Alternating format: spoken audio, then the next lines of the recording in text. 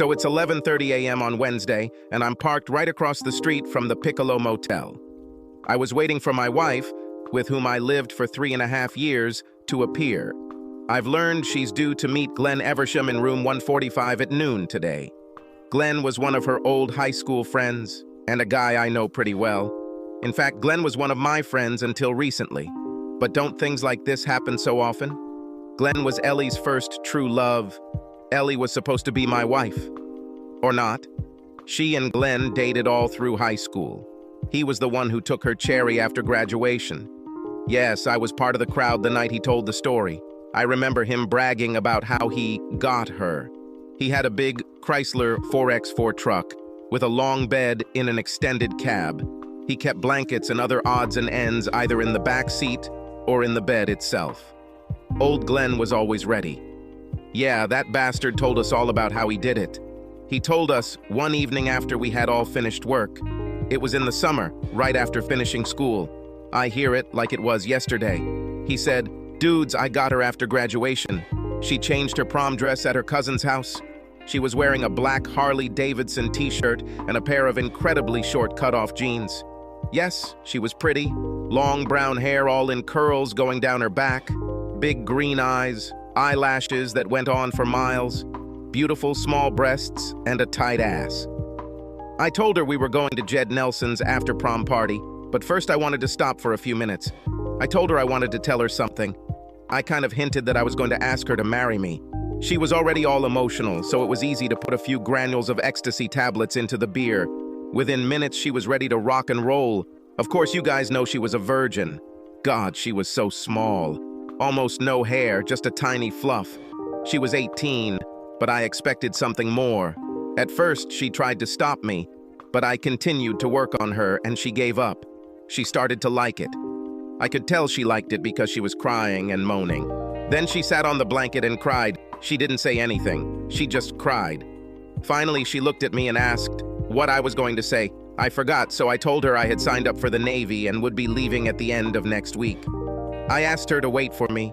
She stopped crying and told me she would think about it. After that, I took her home, kissed her goodnight, and left. We never made it to Jed's party. Oh, I remembered him telling us his stupid story. I was there, hanging out on the edge like always. It broke my heart to hear that. Glenn, Ellie, and I, we all grew up together. We all went to the same grammar school, primary and secondary schools. Glenn was an American to everyone. He had charm, money, athletic ability, and, of course, the attention of all the girls. It's funny how he never really achieved anything. He played for the football team but was fired. He went to basketball and cut himself there too. He tried baseball but couldn't hit it. He always had a reason. In football, the coach was an idiot. In basketball, the smaller guys kept elbowing him. And in baseball, he said the umpires were always idiots. However, he always got the girls. He was voted homecoming king in our senior year and was voted the guy most likely to be remembered in the yearbook. I also did some sports. Oh, my name is Wyatt Templeton. Yes, I went to football games and made the team. I missed basketball but made the volleyball team and played on the varsity lacrosse team all 4 years in the spring. I guess it was a matter of body type. Glenn was a big, strong guy. He lifted weights. I'm skinny. I've always been skinny. I couldn't compete with the bigger guys in football, but damn, I could run. In the winter, the coach found out that I could jump well. This led me to the volleyball team, and of course, lacrosse was my thing. I played center field. Yes, Glenn had girls, and somehow got famous. All I got was a lot of letters. Glenn specialized in partying all through high school, and he was a master at it. I wasn't that gifted. At first, my mom and dad had 5 kids, so personal cars and trucks just weren't on the menu. Although I didn't have many dates, I always borrowed my mother's rusty Cavalier if I needed a car. As soon as we graduated from high school, Glenn went to Penn State. His parents had money. I stayed in high school and received a partial scholarship to a local state university. It didn't get me very far. I had to promise to teach on staff for 3 years, so I ended up becoming a public school teacher. To be a school teacher means to take a vow of poverty. I don't know why, but I stayed with it. It's probably because I love children. Glenn graduated from the University of Pennsylvania, went to law school, and ended up working at a large law firm in the city. He says he's making a ton of money now, 5, maybe 10 times more than me. I look at my watch, 11:40, soon. I will find out, one way or another, whether I have a wife and family or not. This sucks. This really sucks. So Glenn went to Penn State, and I stayed home. I've always been partial to Ellie. This is Ellie Colleen Templeton, nee Cochrane. Ellie graduated from high school and went to community college, where she took several classes in computer programming and software. I never understood any of this. Computers are like my car to me. I know where the gas is, how to start it, and I have enough sense to brake if I hear something I don't like. Oh sure, I've read all the books and brochures on car maintenance. I know how the damn things work, but cars are like plumbing to me. Trying to fix it only makes things worse. I remember the first time we moved into our house. Ellie needed a dishwasher and a new sink and countertop. I read, bought the equipment, and decided to install it all myself. It shouldn't have been that hard. It's all written out. I tried. I really wanted to. I just couldn't get the damn copper pipe to stop leaking. Ellie called Daddy. This is her dad. He came and took care of it. I remember him tapping me on the shoulder and praising me for trying. Ellie made coffee. We all drank a cup while she told me how proud she was of me for caring enough to care. I felt stupid. I just couldn't do anything right. But in a way, I felt good. I liked this praise. Glenn went to Penn State. He made a name for himself. He became president of his fraternity and a Nittany Lions fan. I also made a name for myself. After my freshman year, I was on the dean's list every semester. I did this and also worked part-time all year. Glenn came home every summer. He took his summer vacation and went to the beach where he surfed and had sex with every chick he saw. I tried to arrange a date with Ellie. It was the summer between our first and second years. She and I have always been friends. It seemed like we were chatting and hanging out as childhood friends. Honestly, I've always loved her. I kissed her once when we were in middle school. I remember how she blushed. I almost shit my pants. Imagine I had the nerve to kiss Ellie Cochrane. It was like climbing Mount Everest. She blushed, then kissed me back. But then she made me promise not to tell Glenn, and I felt sad. I almost went and did something stupid. Just before she made me promise, I almost told her I loved her. What a fool I was. How about my big date with Ellie? She finally agreed to go on a date with me. Okay, I finally got the courage to ask her out. She said yes. There was one really fancy seafood restaurant just outside of town. It was called Sailor's Harvest. I thought I'd take her somewhere special to eat and then we'd go back to town to see the play. I really thought this could be cool. Remember I said I don't know much about cars. I bought a used Hyundai. It was a lot of mileage, but the seller said the engine ran like clockwork. He said she would probably go another 100,000. I bought it and everything was great for 2 weeks. I took Ellie's hand. God, she looked amazing. She was wearing a pale blue mini dress, nude nylon stockings, and high heels. Ellie is 5'6" in. I'm 5 feet 11 inches tall. Glenn is 6 feet 4 inches tall. The heels made her a little taller than me. I felt a little awkward, but then I always felt awkward around Ellie. Look, I could go on and on about a lot of things, but with Ellie around, I could never finish a sentence. Eventually, I looked into those big green eyes and just froze. She smiled at me, and I withered away. I went to her door and talked to her mom and dad while Ellie got ready. I walked her to the car, helped her get in, and we drove off. I think about 2/3 of the way to the restaurant, my new used Hyundai expired. It just stopped. I pulled back the hood, got out, looked under it, and froze there. I had no idea what was going on. Ellie got out and also looked under it. Ellie smiled at me. Broken, hey. I had a reservation at a restaurant. I had 2 $60 tickets to see Cats, and then my car died. I looked back at her. Yes, I think so. She reached into her purse, took out her cell phone, and called Daddy. He got there in about half an hour. He tied an old tire to the front of his car and pushed us back towards their house. I sat in my car all alone and drove while he pushed. Ellie rode in her daddy's car while he pushed. I felt like a piece of crap sandwiched between 2 slices of bread. We went back to Ellie's and had a barbecue with her mom, dad, and little brother. Then we watched an old film on TV. She told me later, as we watched Robert Redford kiss Jane Fonda, that she had already seen a performance of Cats. Glenn took her to New York where they saw it on Broadway. This was my big date with Ellie. I looked at my watch again, 11:45. I was wondering what I was doing. I guess I always knew that sooner or later Glenn would come and claim his prize. I just thought maybe Ellie put Glenn in her rearview mirror. I guess I just didn't understand. I guess I should have known better. I remember when Ellie and I got married. I remember how I persuaded her to agree to become my wife. After that first date didn't work out, she agreed to try again. It was a little later in the summer and all the city carnivals had already started. God, I remember how a year before, Ellie won a beauty contest in our city. This was in our senior year. She was crowned queen of the city on the second night of the carnival. I remember it was raining. Glenn was supposed to be there, but for some reason, he stayed on the beach. I was her escort.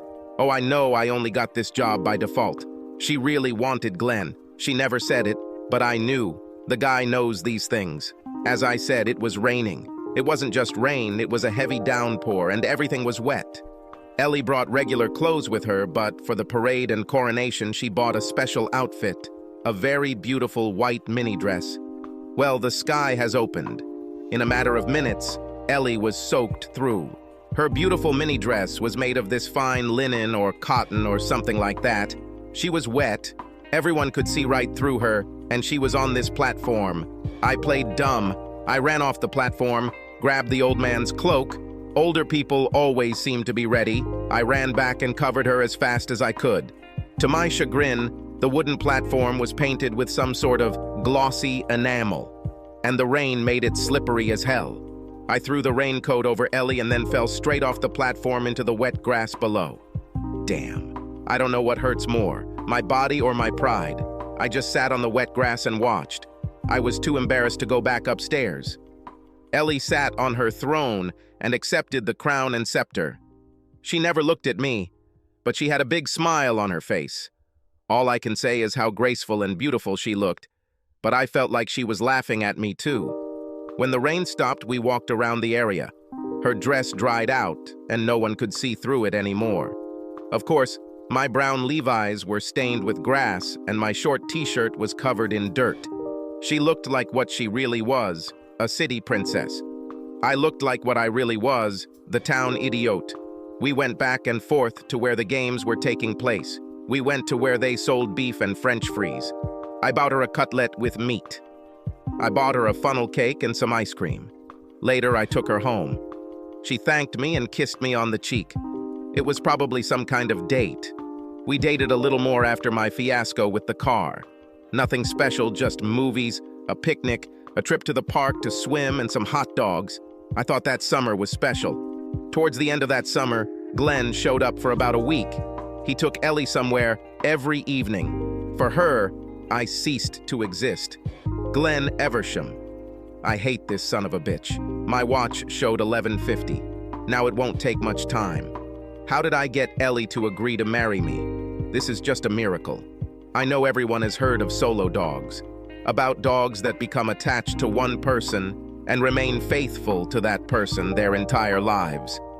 I guess I'm something of a loner man. Sure, I dated other girls, but I always ended up comparing them to Ellie, and Ellie always won. All people dream. Most people have two types of waking dreams. They are either a victorious hero or a suffering hero. It didn't matter to me whether to win or suffer. The heroine was always the same. She was Ellie, and she was always perfect. How did I get her to agree to marry me?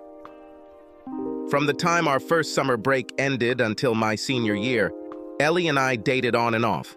I never had a lot of money, so almost all of our dates were about things that were affordable. We did things like demolition derbies, tractor pulls, carnivals, apple festivals, minor league baseball games, the state fair, horse shows. Ellie has always been a big fan of horse riding. I also love riding, but for her, it's more like a religion than just a casual pastime. Ellie always had her own horse. I could never afford it. Although Glenn had a horse. Oh yeah, I took her to church every chance I got.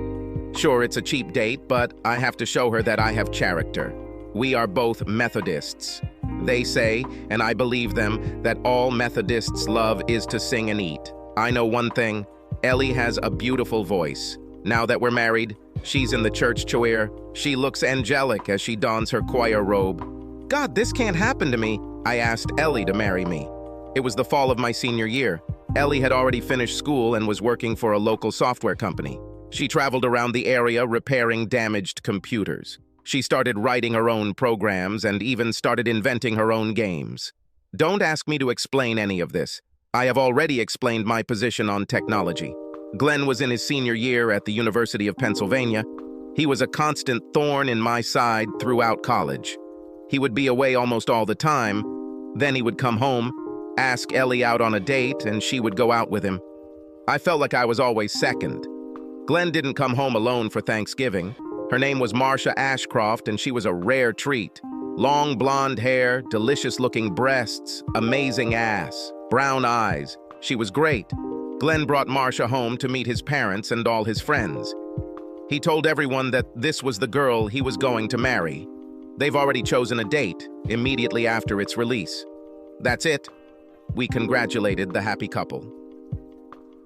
Ellie kissed Glenn and Marcia in congratulations, and so did I.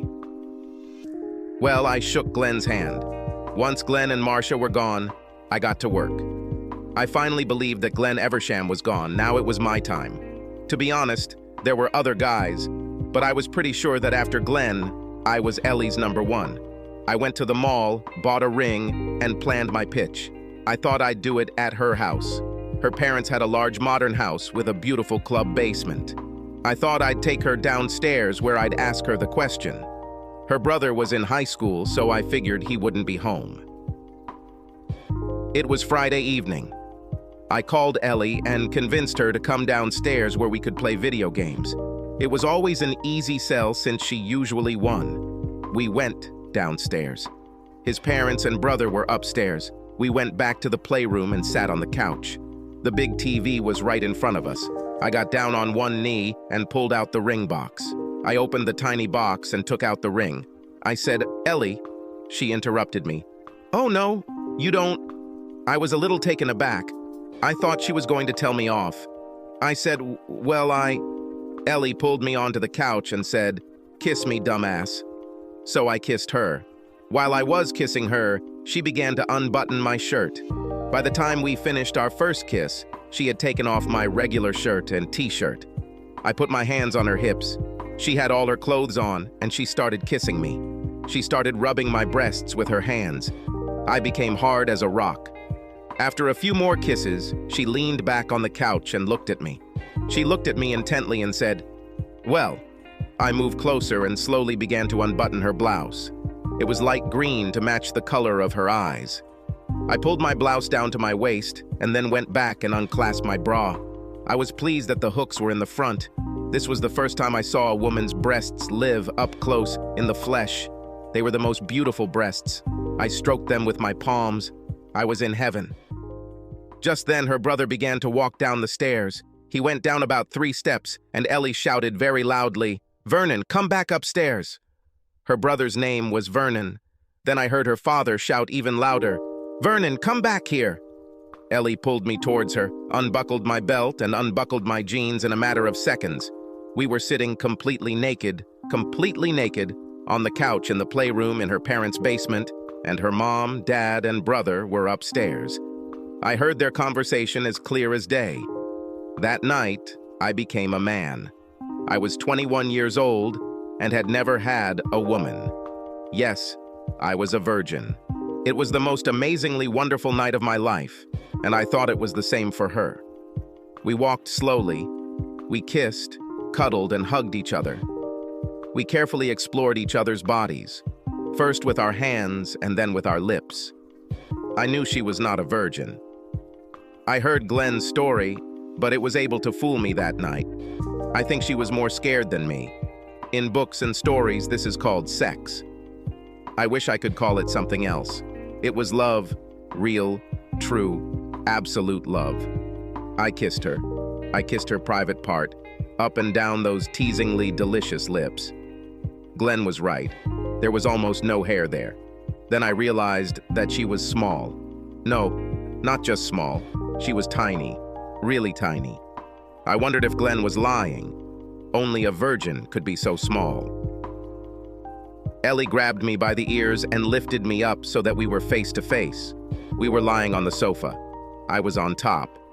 Ellie whispered in my ear, "I want you to make me a woman." I thought, did she really read my thoughts? I know it will hurt, but I want you to be the one to do it. At first, she shuddered and cowered, but pretty soon I felt that she was starting to get used to it. She was crying, or rather, she was sobbing a little. She continued to dig her fingers into my shoulders. I continued to kiss her, but it was difficult as she continued to bite her lips. I knew it had to hurt. I don't know how long it lasted, but in the end, I couldn't stand it and came to the finish line. I felt her shudder. She began to cry quickly. I admit I cried too. I looked down. There was some blood there. I thought about this. We lay there. By that time, we were already side by side.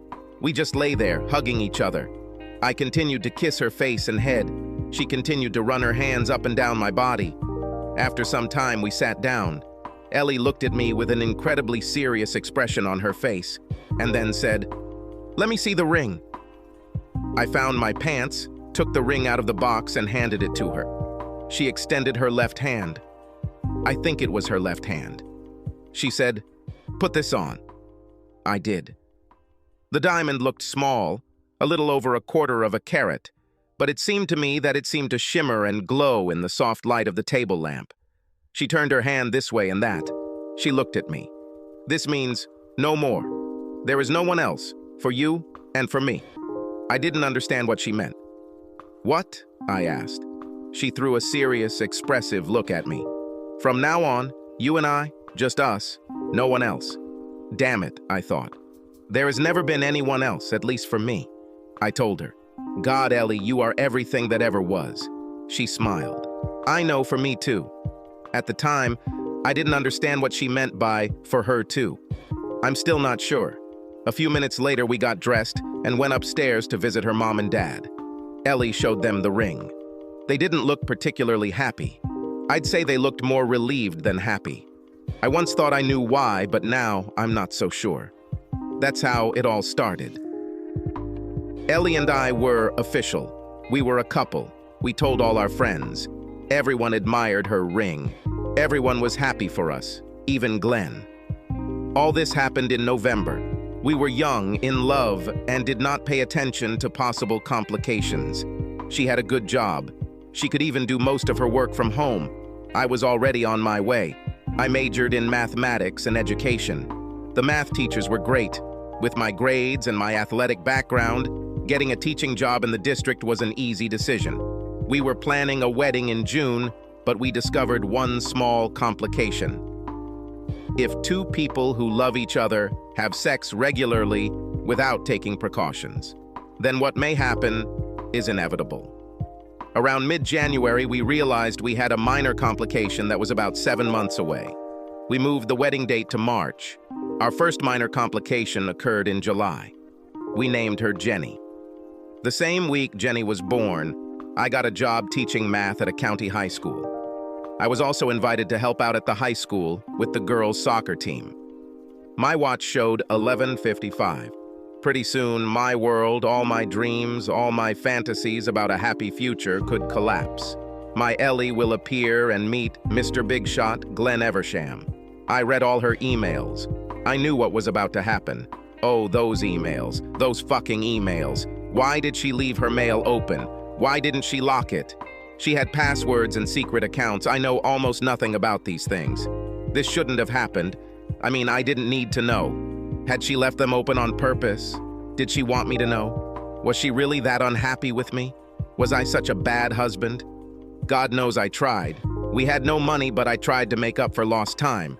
I gave her all my attention. I told her every day how much I loved her. I tried to give her everything that money can't buy. Was it sex? I don't think I'm a bad lover, but I really don't have anything to compare it to. Ellie is the only girl I've ever been with. I'm serious. Ellie is the only girl for me. I never tried to hurt her or do anything that I considered humiliating. I always tried to be gentle, firm, but gentle. I think with Ellie, I know when I've got her fired up. I always tried my best to make sure she got her arousal. There were times when she didn't want sex. When she was busy with Jenny and Craig, her back hurt a lot. I massaged her back. I would massage her all over. I like to touch her. She's everything I ever wanted. Oh God, please don't let this happen. Was I a bad daddy? Jenny is 3 years old, and Craig is very young. Oh yeah, I guess I scream sometimes, but all men scream at least from time to time. I pay attention to my children. I read Jenny fairy tales. I take her horseback riding. I try to do everything that my parents did for me. I try to be a good daddy. I want to be like myself and Ellie's father. I do a lot of housework. I help prepare dinner. I'm washing the dishes. I'm cleaning the lawn. I help with flowers. I turn on the vacuum cleaner. I do everything she asks. I do this because I want her to be happy. When Ellie is not feeling well, I always try to be there for her. I'm not running off to a tavern or anything like that. I kiss her every chance I get. I love holding her in my arms when we are in bed. I first noticed her special Glenn account about 2 months ago. I didn't suspect anything, probably just curious. I opened it. Now I regret doing it.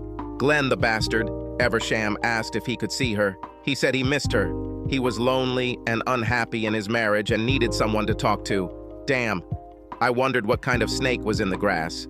Then I read Ellie's answer. At first she told him to fuck off. She didn't curse. She just said she was married, busy, and thought that if he wasn't happy, maybe he should talk to Marcia, and if not his wife, then maybe a counselor. He continued to email her. He continued to whine and beg. He said he needed someone. He said she was the only one who truly understood him. She resisted. This continued, but then Ellie changed. Ellie started talking about how she remembered when they were in high school and how much fun they had before he got engaged to Marcia. She began to remember what they did without me. Long story short, she started breaking my heart. Oh shit. Glenn is here. He's at the motel room door. I squinted in my car so he couldn't see me. Crap. What am I worried about? I'm across the street in the parking lot. I watched him. He continued to look around. I watched as he entered room 145. He opened the door again. Wait! He took out his cell phone. He dialed the number and started talking to someone. I bet it's Ellie. I bet he tells her he's there. Oh shit. My life is turning to shit right before my eyes. Oh please, Ellie, don't show up. God, why the fuck am I so worried? I read her emails. I know how much she craves this. She has already committed adultery, if not in reality, then at least in her heart. If she doesn't break her vows today, she will do it another time. It's heartbreaking. Reading it on some screen is terrifying, but seeing it live, in the flesh, up close and personal, well, that's a different matter entirely. Damn, it's 12:00 or noon, any second. Listen, I have 2 children and a third on the way. Yes, Jenny was born in July 3 years and 2 months ago. Craig arrived last October and Ellie said she's missed 2 periods recently. These are 3 children, 3 kids with a lying, cheating bitch. No, I can't say that. Ellie would never, but here he is. He's over there. It's all because of these letters, these damn letters. I wish I had never read them. I'll give her credit. At first she fought him off, then her voice became interested, and then she started talking about his wife, Marcia. Ellie kept pestering him about his wife. She said neat things like, "What about your wife? Why do you want to do this to her? Wouldn't it be better to talk to your wife? Marcia loves you. I know you should talk to her. Glenn, you need to say something to your wife." He always had an answer. He said that she didn't understand him. He said he never loved her the way he loved Ellie. He said he thought Marcia was cheating on him. I have to give Ellie credit. She fought for Marcia. She couldn't have done it better even if it were Marcia herself. In the end, it didn't matter. Last week, Ellie gave up. She agreed to meet him, and here we are where we are. My marriage, my life, and very likely Glenn and Marcia's marriage will end soon. Look, I wasn't messing around. I talked about this with my father. He agrees with me. He, like me, believes that when a man and woman agree to get married, they give themselves to each other. My heart, my soul, my life's treasure, and my body are no longer mine. They belong to Ellie. Ellie must understand that I don't want to enslave her, but she has made the same commitment to me. What she said, there is no more, there is no one else. Her heart, soul, and body belong to me just as mine belong to her. She can't do my honey justice. She can't make a fool of me, a cuckold. I won't stand for this. I will pay her alimony and child support for the rest of my life. I will live in poverty, but I will not be betrayed. I look at the clock. It's 12:15 now. Glenn was at the door 3 times. Ellie is late. I'm interested. I think he's interested too. I'm praying maybe she won't show up. If she doesn't show up, I'll deal with her. I'll ask her about the emails. I'll try to make her see, make her understand. We can get advice. God, I love her so much. I'd rather die than live without her. As I thought before, I am monogamous. I can't live without her. Being without her is like dying. Oh, please, Ellie, stay home. Don't show yourself. But what if she does show up? I know the answer to this question. If she comes, it's over. I won't accept this. I'll move out of here. We'll get divorced. I won't live like some weak-willed loser. I'm just not wired that way. Oh, please, Ellie, don't come. God, it's 12:20. This is killing me. I have to find out. I need to call. I grab my cell phone and dial Ellie's number. It barely rings once. This is Ellie, she says. Yes. Oh, it's you, Wyatt. Ellie, what are you doing? Where are you? Wyatt? What do you mean? You know where I am? I'm home. Jenny is in her nursery in the living room. Craig is upstairs sleeping. I'm ironing one of your shirts. Then there's a pause. She asks, where are you? Shouldn't you be in class right now? I answer as decisively as I can. No, Ellie, I'm in my car. I park it in the lot across from the Piccolo Motel.